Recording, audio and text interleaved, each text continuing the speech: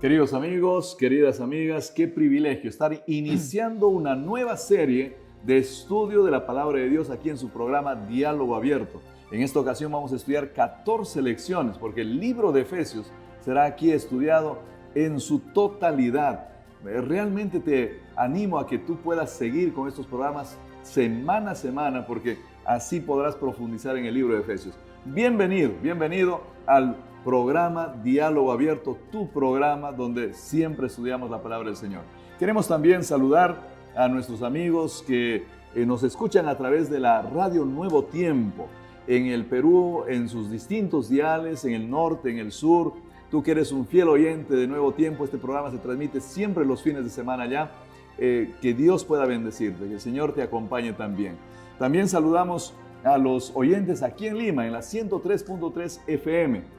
Donde tú te encuentres, recibe un fuerte abrazo de nuestra parte. Estamos iniciando una serie de estudios, esperamos no te pierdas ningún programa. A nuestros oyentes que nos también comentan, nos saludan por las redes sociales, un saludo para ellos, a Luis Tapia, a Fabián Barreiro, que nos manda sus saludos también, a Gladys Notario, también nos manda sus saludos, a Mónica Esposito, a Daisy Chávez, nos dice una bella lección, a Berenice Castillo desde República Dominicana, a nuestros amigos que nos miran desde el extranjero también, por favor, reciban ustedes un fuerte abrazo a cada uno de ustedes. También hay aquí algunos que nos saludan desde el sur de Chile, que Dios los bendiga, a Carlos Flores, y bueno, quisiéramos mencionarlos a todos, pero no es posible por el tiempo. De todas maneras, siéntete identificado, donde tú te encuentres, el Señor sabe quién eres. El Señor tiene un plan para tu vida, desea lo mejor para ti y para eso también está este programa, porque este programa fue preparado para llevarte mensajes de esperanza, de consuelo, mensajes que nosotros encontramos en la palabra de Dios, también de una transformación de vida, también de una iglesia unida, que es lo que vamos a estudiar en el libro de Efesios. Bueno, ya está con nosotros nuestro invitado del todo especial, ¿no? Es nuestro invitado. Y si ustedes miran al final las letritas del programa, sale como el director de este programa, justamente, Diálogo Abierto, un amigo y también docente de la Facultad de Teología, especializado en el área del Nuevo Testamento. Así que bienvenido, Jesús, a tu programa en realidad, ¿no? Tu programa, Diálogo Abierto. Muy contento, Benjamín, y gracias por la invitación. Y es interesante cómo en 6 capítulos podemos encontrar realmente cantidad de lecciones que son suficientes, que no se van a terminar en estas 14 sesiones, episodios que tú estás mencionando, pero que sin duda pues podamos ahí tomar algunas de ellas y poderlas compartir con nuestros amigos. Bueno, con seguridad va a ser toda una aventura muy especial estas 14 semanas que vienen por delante, ¿no? Tratando de profundizar en los textos de Efesios. Bueno, esta semana es una semana especial también, ¿no? Porque estamos cerrando las clases, los jóvenes están yendo al colportaje, aquí en la universidad. Es probable que en la vida cotidiana de nuestros amigos, ¿no? Pero les contamos un poco a la gente, ¿no? La Universidad Perón Unión ya está cerrando sus clases y los chicos van a colportar. ¿Qué les decimos a estos jóvenes que también nos escuchan?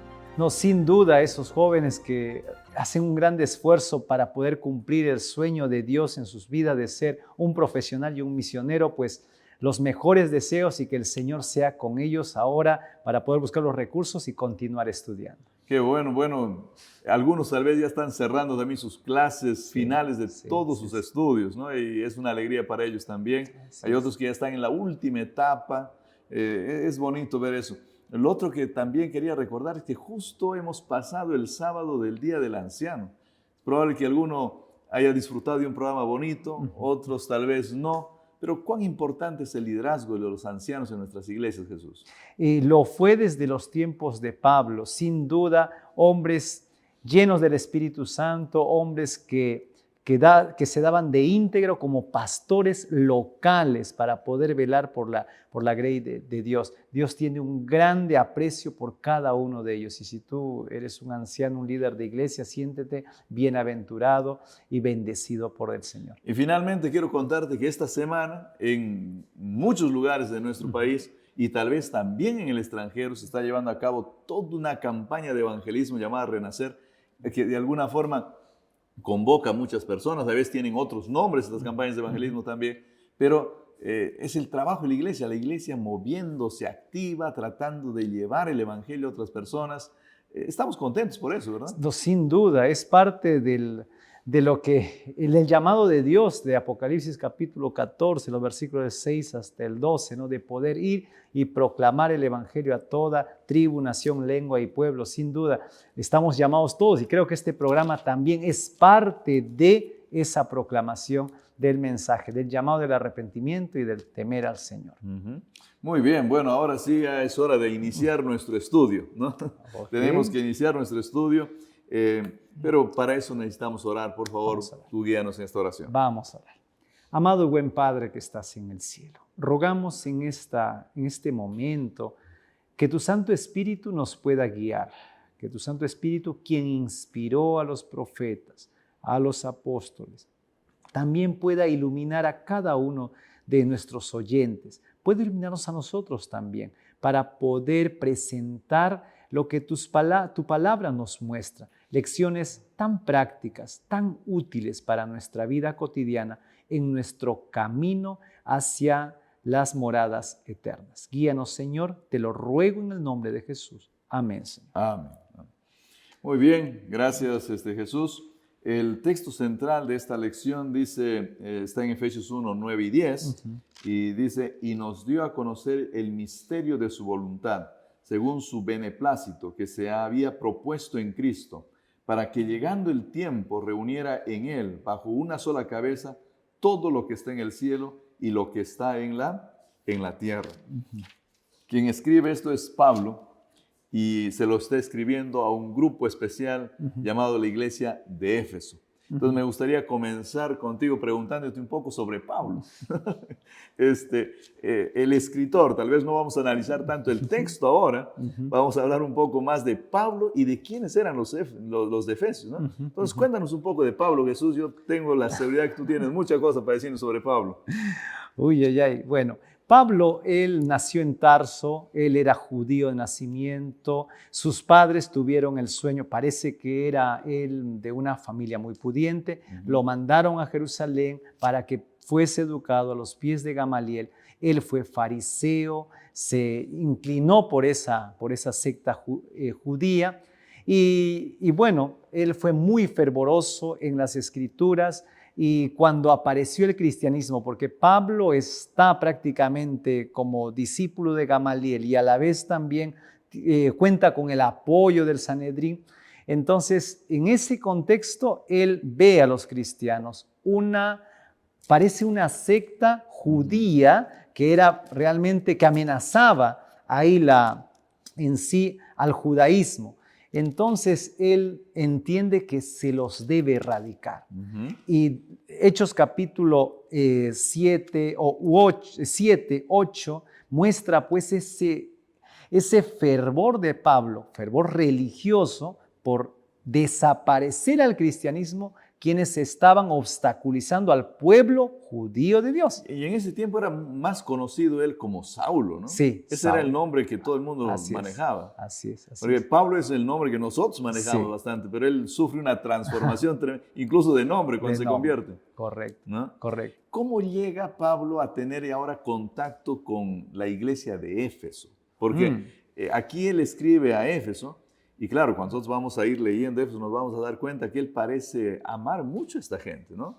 ¿Cómo es su primer contacto? ¿Cómo inicia su relación con este grupo de gente? De repente, para finalizar ello, Pablo tiene un encuentro con el Señor allí en el camino hacia Damasco. Él luego se va a Arabia por un periodo de tiempo, luego retorna, está en Antioquía y es en Antioquía donde él es llamado por el Señor a través de la iglesia de Antioquía. Entonces el Espíritu Santo se manifiesta allí y entonces él inicia sus viajes misioneros. De paso, Antioquía es el primer lugar donde se le llama cristianos y junto a Bernabé comienza ello. Luego que retornan a Jerusalén, Jerusalén era el centro del cristianismo, vamos a llamarlo así, porque ahí estaban los apóstoles, y informa todo ello y comienza él ya su deseo de alcanzar a los gentiles, porque él entiende que para eso fue llamado, para evangelizar a los gentiles. Aun cuando él en cada ciudad que llegaba, pues iba en primer lugar a la sinagoga. Y al final de ese segundo viaje, porque el segundo viaje estaba pues en Corinto, ahí pasa por la ciudad de Éfeso. Tiene un encuentro muy corto, eso lo relata Hechos capítulo 18, y les menciona que él está pues yendo nuevamente a Jerusalén.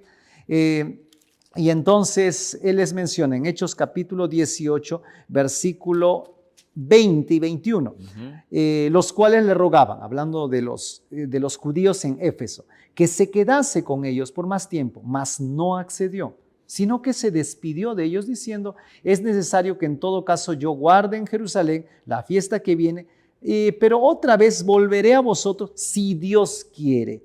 Y zarpó de Éfeso. Ese es el primer contacto que Pablo tiene con Éfeso y sin duda, para cerrar, Pablo logró amar grandemente a esta ciudad. Parece que también la gente, o sea, los cristianos de Éfeso, no eran todos los de Éfeso, pero por lo menos los cristianos de Éfeso, que alguien de alguna manera ya estaba formándose en una iglesia, también de alguna forma tenían un sentimiento, les cayó bien Pablo, ¿no? Porque querían, mira, quédate con nosotros por lo menos un ratito más, ¿no? Y Pablo dice, no, pero tengo que salir de acá. Es interesante cómo el judaísmo se dispersó por todo el mundo.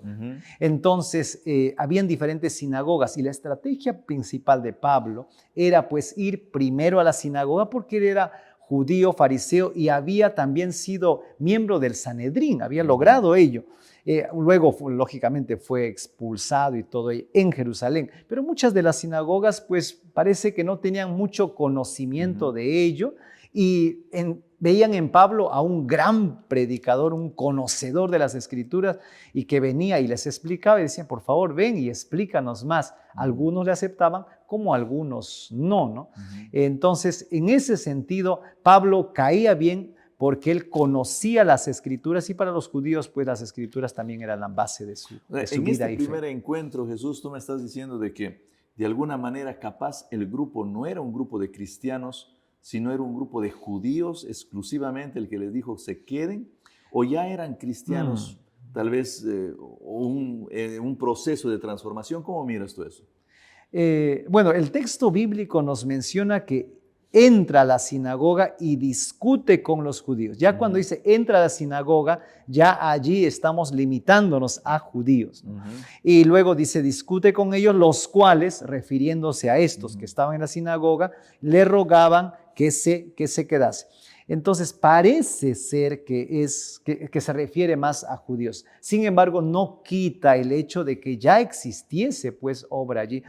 Tenemos a Aquila y Priscila también, tenemos a Apolos, quienes están predicando y sin duda debió haber habido frutos en la ciudad de Éfeso. Por lo menos ya el tema estaba en conversación en la ciudad de Éfeso, sí, ¿no? Sin duda. Y ahí Pablo llegó. Muy bien, continuemos un poco contando esta historia porque es muy interesante.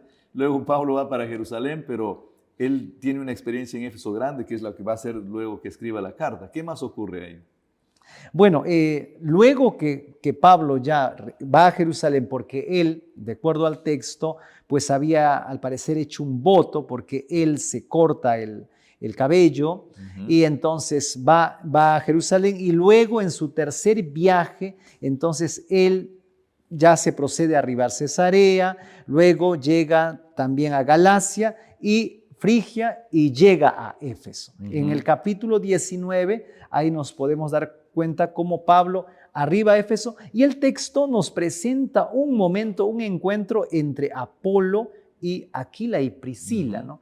La Biblia describe a Apolo como un alejandrino, pues elocuente y poderoso en las Escrituras, pero que no tenía un conocimiento completo de las Escrituras. Ya ahí me muestra que pueden haber personas muy conocedoras de las Escrituras, pero que aún en su conocimiento todavía hay algunos temas que no los comprenden muy bien. Y estos, pues, y es que él, Apolo, pues, faltaba conocer más acerca de Cristo Jesús y solamente enfatizaba el bautismo de Juan. Y eso se repite en Hechos 19 porque hay 12 cristianos, pero que tienen un conocimiento también solo hasta el bautismo de Juan. Y es que no conocen al Espíritu Santo y son bautizados por Pablo. O sea, había un grupito ahí que ya estaban, y que tal vez ya estaban también presentes incluso en la primera visita de Pablo, ¿no? Muy probablemente. Con muchas preguntas en la cabeza y decían, Pablo, quédate para responder las preguntas, pero Pablo tenía que partir. Este grupito sería como una especie del núcleo con el cual se forma el cristianismo en Éfeso. Es probable, no, el texto bíblico está más describiendo y conectando. Por ejemplo, se presenta a Apolo de que tiene un conocimiento limitado y cómo Aquila y Priscila le ayudan y Apolo acepta ello y entonces aprende más de las Escrituras. Y ahí esto es como una introducción para luego presentar a estos 12 que tienen una limitación de conocimiento similar a la de Apolo. O sea, el texto bíblico, más que presentar el núcleo o los que originaron o los precursores, vamos a llamarle, de la iglesia de Éfeso, está más describiendo el movimiento que se da. La realidad de esta iglesia, no la realidad que ellos estaban viviendo. Ahora, Pablo llega en ese contexto, él interviene en este contexto. ¿Qué van ocurriendo ahí en Éfeso que ya va dando ahora cuerpo a este grupo de cristianos que va a ir conociendo y va a ser una obra especial? Yo creo que ahí cabe resaltar el trasfondo cultural de Éfeso. Estamos hablando de una ciudad cosmopolita, una ciudad en la cual pues convergen muchas culturas. Tú mencionabas, ¿no?, de que era una iglesia en la cual no todos eran de Éfeso. Y es cierto, pues no solamente había efesios ahí, había romanos, había frigios, existían judíos y una serie de diferentes pueblos, por ello eran cosmopolitas. Éfeso era una ciudad importante muy en ese importante tiempo, donde mucha gente iba a vivir y buscar, digamos, Hoy en día tenemos, por ejemplo, uno de los monumentos más vistos en internet, capaz de ser la biblioteca de Éfeso, ¿no? Sí, la biblioteca de Celso. Aunque es una biblioteca ya para fines o inicio del segundo ciclo, es una biblioteca muy, muy importante. Quizá el monumento más importante de Éfeso viene a ser pues el templo de Artemisa, el Artemisa. O de Diana, ¿no? Sí, Artemisa es en griego y es la Diana de los romanos. Curioso que los romanos toman muchos de los dioses del panteón griego y simplemente pues cambian de nombre y cambian algunas características, ¿no? Por ejemplo, la Diana de los griegos, la Artemisa de los griegos era una cazadora que estaba siempre con su siervo, con su arco, mientras que la Diana de los romanos, de los efesios en ese caso, era más una que tenía conexión más con Cibeles, la diosa romana, y aparece pues como una mujer con muchos senos, como una grande diosa de la fertilidad. No se la ve como una cazadora, como la Artemisa de los griegos. Pero hay siempre un sincretismo entre... Una mezcla de divinidades ahí que no siempre se explica muy bien, porque Artemisa y Diana resultan siendo las mismas, pero tienen diferentes estatuas, por así decir, diferentes fotos a veces, ¿no? Pero esta diosa, nos dices, en ese tiempo, en el tiempo de Pablo, tal vez la biblioteca todavía no estaba tan grande, pero el templo de la diosa Diana sí era una construcción monumental. El templo, bueno, ahora los arqueólogos han excavado, hay varios templos en sí. El templo que quizá más imponente es el de Creso. El de Creso, que mandó a los arquitectos. Hay toda una serie de relatos míticos que era complicado poder colocar ahí las diferentes columnas porque hicieron como un bosque de columnas. El suelo era pantanoso, el arquitecto... Hasta el día de hoy es pantanoso el suelo.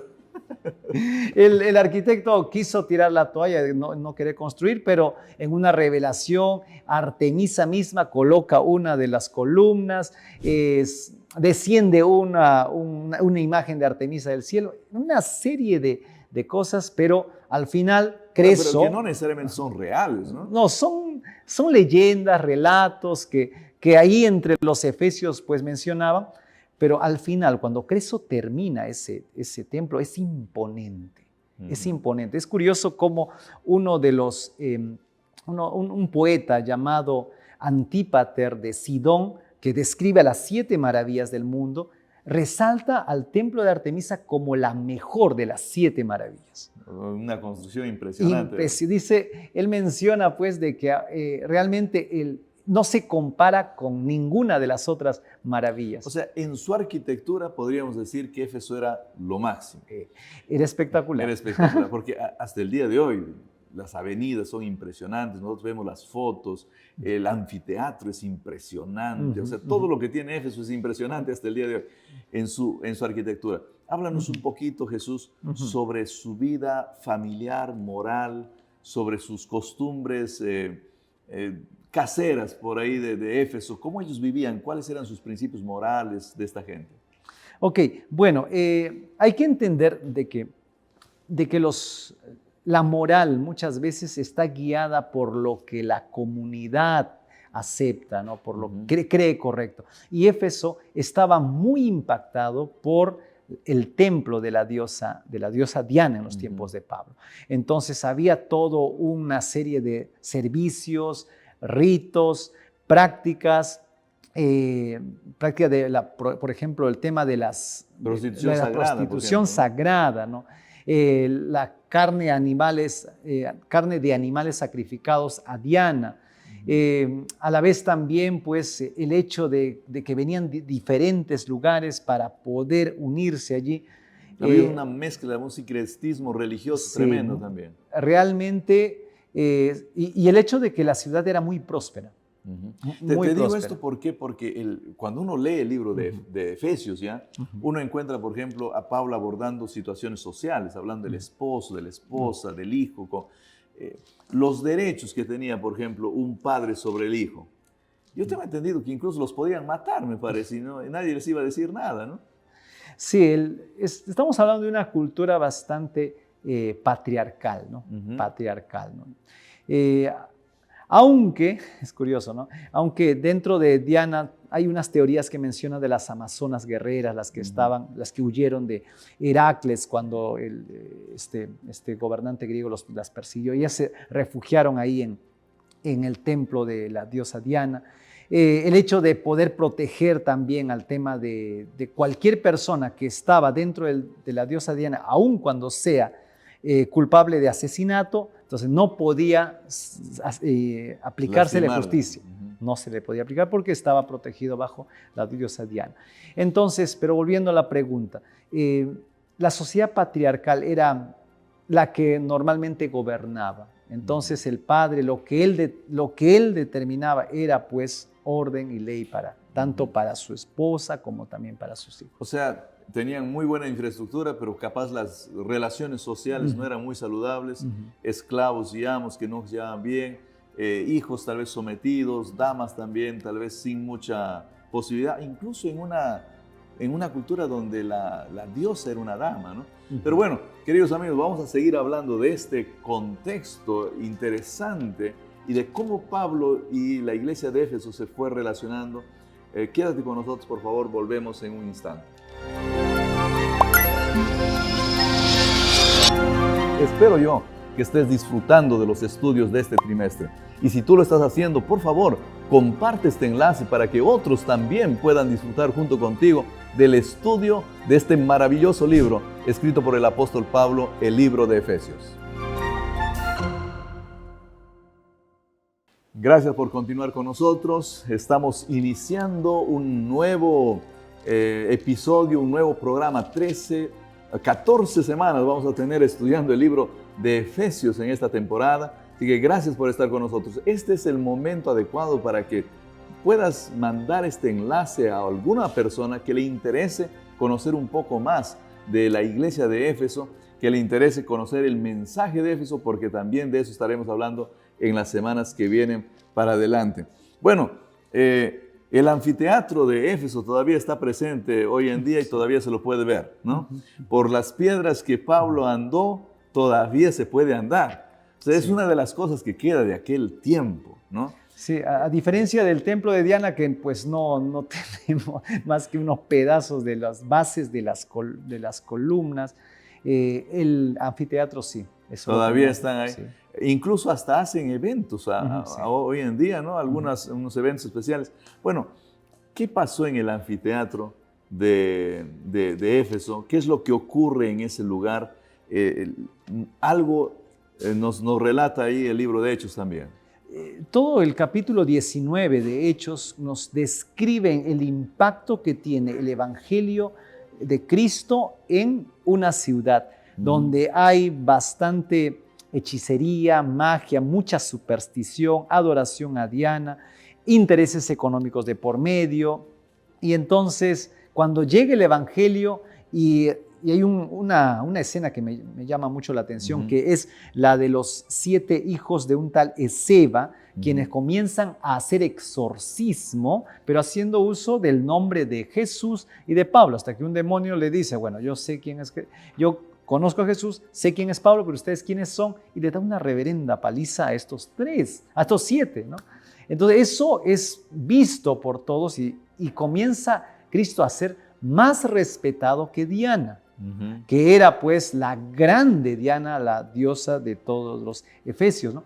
Entonces, y esto impacta tanto que muchos comienzan a deshacerse personalmente de cada uno de sus libros de magia, de hechicería. El texto muestra que un aproximado de una cantidad de libros que fueron quemados, que se calcula que eran equivalentes a 50,000 piezas de plata. Entonces, ahí vemos pues cómo el Evangelio no solamente trae un conocimiento nuevo, sino cambia un estilo de vida y las creencias mudan de estos efesios, ¿no? Es mucho dinero, ¿no? Sí. Porque son 50,000 días de trabajo. Ponle, no sé, el día de trabajo $10. Son 10 por 50,000, Sí. ¿no? $500,000. $500,000 más aproximadamente, ¿no? Entonces, y debe ser más, porque en realidad $10 capaz no es un día de trabajo, ¿no? Capaz es un poquito más del día de trabajo, pero es mucho dinero. Tanta inversión en libros de brujería. Esta gente vivía contaminada por los espíritus. Y es que cuando hablamos de los dioses paganos, estaba pues mezclado junto a ellos pues no solamente la hechicería, sino también la prostitución y a la vez también conjuros, ritos y todo ello que aparecía dentro de esos libros. Los que vendían los libros lógicamente se enriquecían y eso era parte del sostén económico de pero ellos. Ahora, ¿no? Estaban quemando sus libros y ¿cómo se habrán sentido? Bueno, el que ya los ha comprado pues por convicción ha arreglado su vida acorde con Cristo, pero quien los ha vendido ahora corre el riesgo de que ya no le van a comprar más, porque esa persona va a comenzar a comentar a otros y pues lógicamente la compra de libros estaba cayendo. Y eso se visualiza en la actitud de este tal Demetrio, que es un artesano que hace templecillos de Diana y que, dice el texto, daban no poca ganancia a los artífices. Y él comienza a hacer un tumulto. Y me llama la atención cómo se refiere a Pablo y todos ellos, ¿no? Sino él se refiere mencionando a estos como que están pues ocasionando un serio problema. En el versículo 27 nos dice, sino también el templo de la gran diosa Diana sea estimada en nada y comience a ser destruida la majestad de aquella a quien venera toda Asia y el mundo entero. Demetrio ve en Pablo una grande amenaza para Diana, quien es venerada, dice, en todo Asia y el mundo entero. Para la religión popular de su tiempo. Sí. ¿No?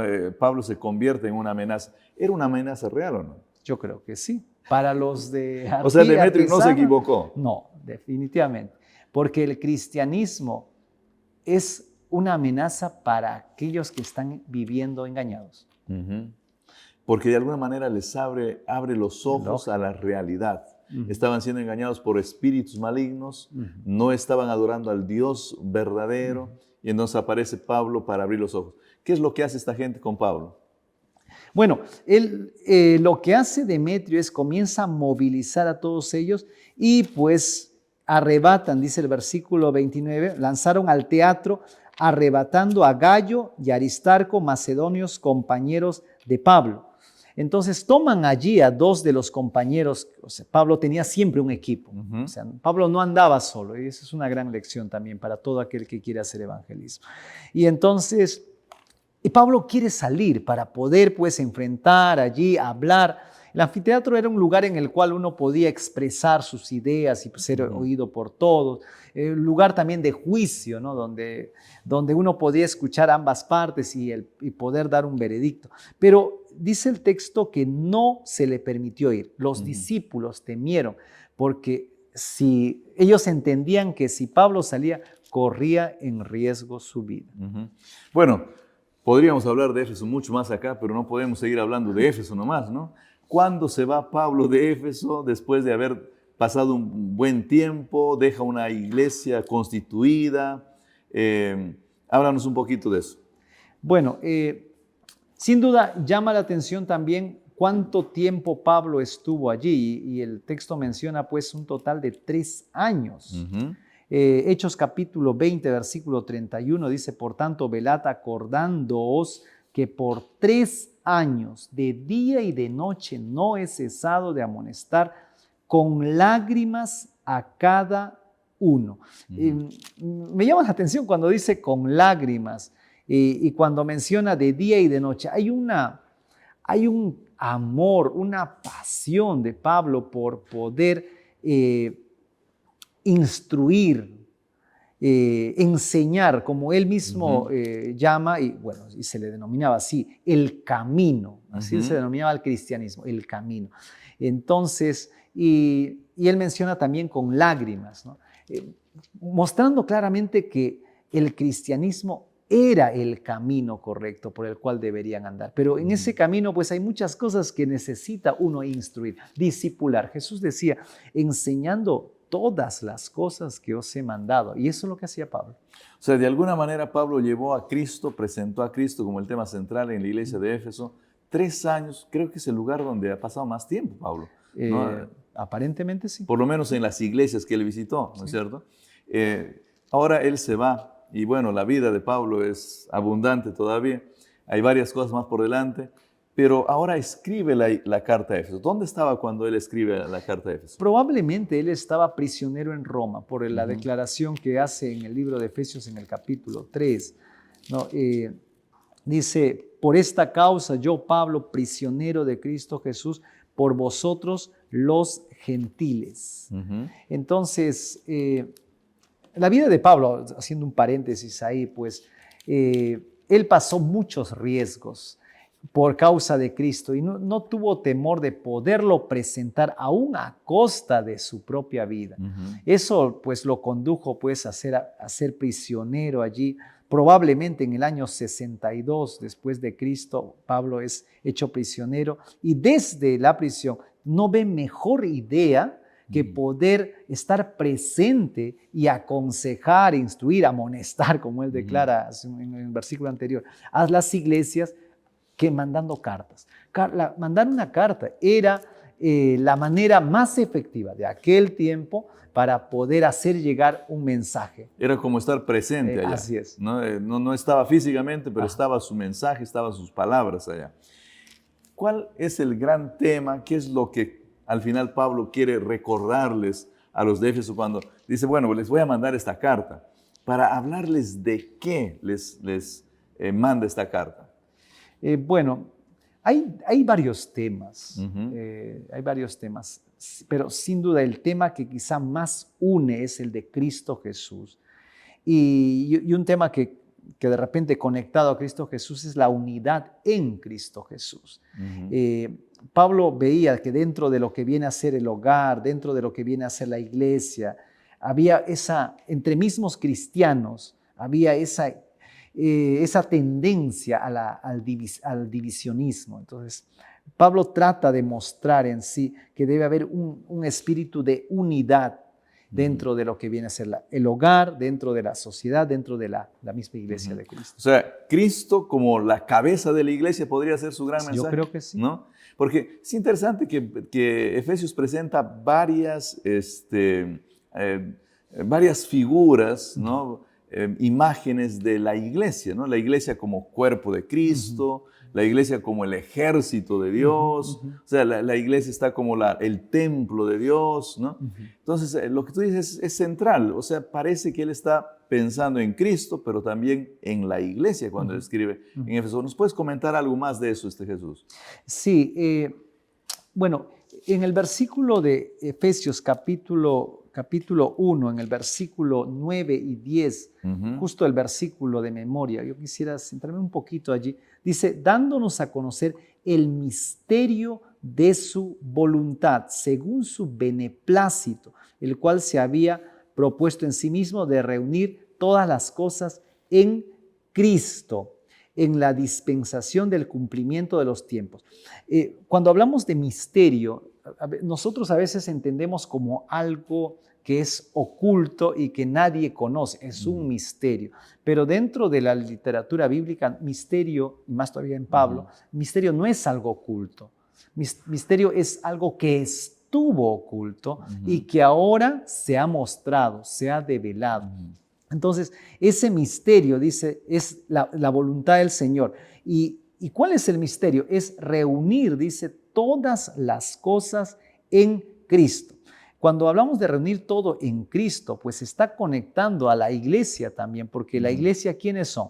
Todos aquellos llamados a salir de donde quiera que estén y unirse y estar en Cristo Jesús. A todos los que se reúnen en Cristo, ellos son la iglesia. Ellos son la iglesia. Entonces, dice, en la dispensación del cumplimiento de los tiempos, así las que están en los cielos como las que están en la tierra. O sea, Pablo está preocupado para que este misterio del estar reunidos, congregados todos en Cristo, se pueda llevar a cabo, porque esa es la voluntad de Dios, que haya una sola iglesia, firme como un ejército, firme como una estructura, como un edificio, cimentados en Cristo Jesús, en los apóstoles, quienes fueron llamados por Cristo para poder discipular. Entonces, y de esa manera poder cumplir con el sueño del Señor, o en este caso la voluntad de Dios, que es lo que Pablo presenta. Bueno, metáforas importantes, ¿no? Firmes como una estructura,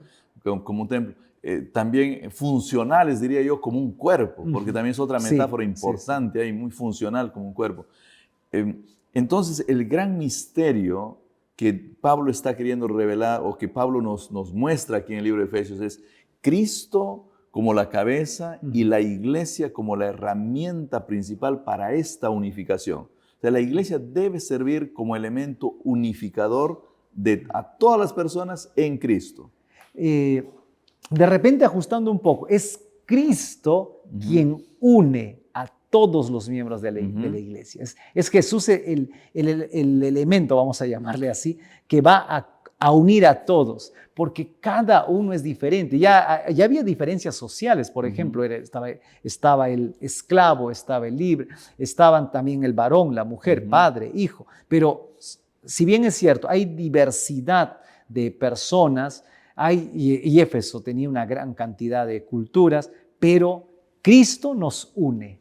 Ahora, ¿Cristo nos une en una iglesia o será que Cristo presente en cualquier lugar? No. Cristo nos une en una iglesia. En una iglesia. Y para Pablo es claro de que hay un grupo que se une en Cristo y ese viene a ser su iglesia. Bueno, ahora viene la pregunta para cierre, Jesús. Es, si Cristo nos une en una iglesia, ¿por qué hoy hay tantas iglesias?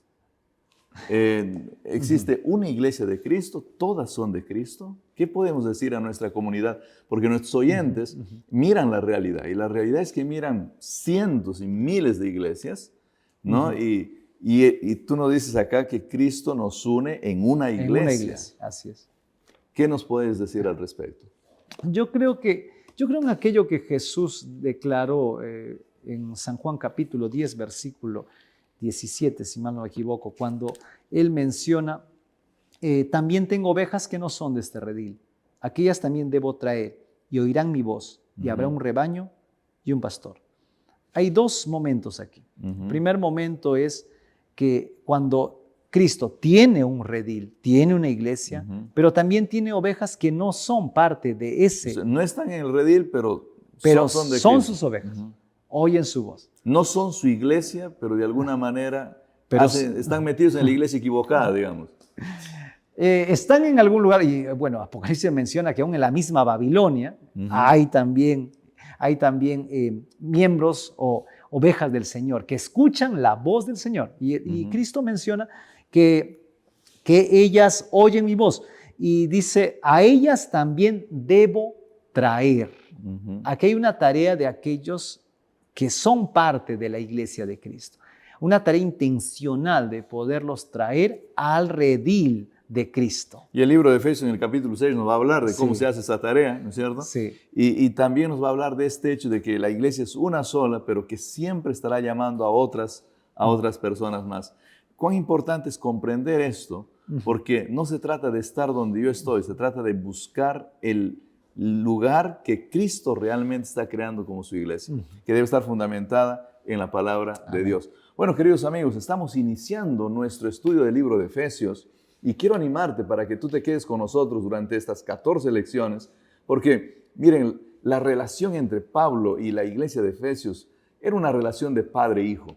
Él estaba preocupado por ellos, estaba deseando el bienestar espiritual, físico, familiar, de las relaciones sociales, que ellos disfruten de una buena vida, pero también que puedan cumplir la misión por la cual existían como iglesia. Y si tú quieres disfrutar de una buena vida y cumplir la misión por la cual Dios te llamó a ser parte de su pueblo, creo que vale la pena que estudies con nosotros el libro de Efesios. Así que te invito a que continúes con nosotros las próximas semanas. Jesús, tus palabras tal vez de cierre y luego yo estaré haciendo una oración para cerrar el programa.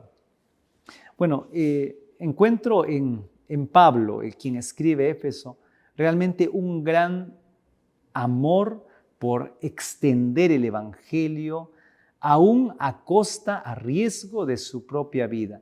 Una pasión por poder hacer que las personas conozcan de Cristo Jesús y que la iglesia pueda estar unida en Cristo Jesús. Pienso que esa también debería ser mi sentir y animo a cada uno para que también pueda ser el suyo. Amén. Gracias. Vamos a orar, queridos amigos.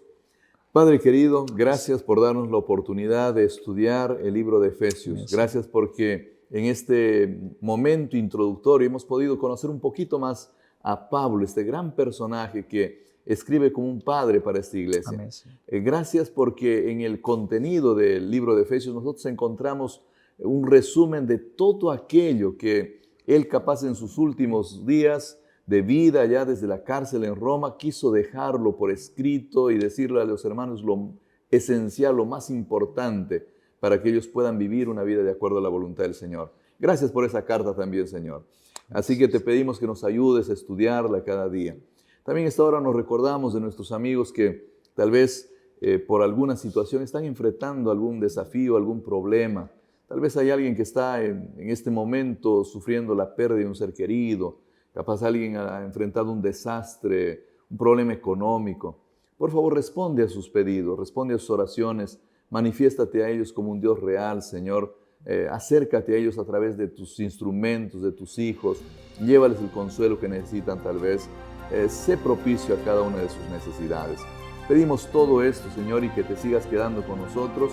En el nombre de nuestro Señor Jesús.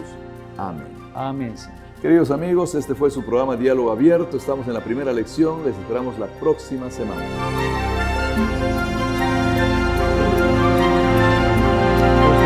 Estamos casi. Efesios, una carta impresionante. Espero que estés disfrutando. No sé si tienes todavía algunas preguntas o interrogantes, pero Efesios es como subir a la cima de la montaña para ver desde allí todo lo que el Evangelio puede hacer en tu vida. Miras al Señor Jesús, miras la parte tuya, miras el Espíritu Santo, cómo trabaja, miras a Dios el Padre, qué es lo que está haciendo, por qué la iglesia existe, para qué existe, cuál es tu función dentro de la iglesia. Espero yo que estés disfrutando de los estudios de este trimestre. Y si tú lo estás haciendo, por favor, comparte este enlace para que otros también puedan disfrutar junto contigo del estudio de este maravilloso libro escrito por el apóstol Pablo, el libro de Efesios.